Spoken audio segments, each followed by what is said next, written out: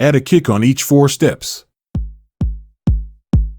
Place a clap on every other kick. Hi-hats can go in between each kick. This is a basic 4-to-the-floor drum pattern. You can layer in more sounds.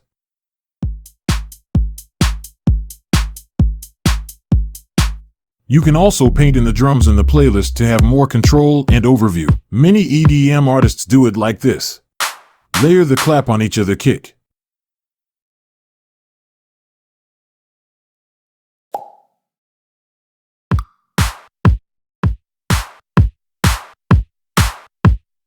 Find a pre-shifted clap to layer, but place it on the correct position so the clap part hits on the exact same time.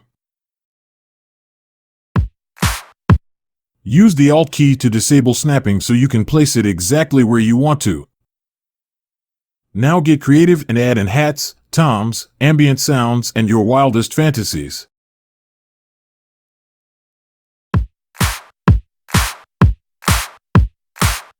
Subscribe for more tips like these. Bye bye friends.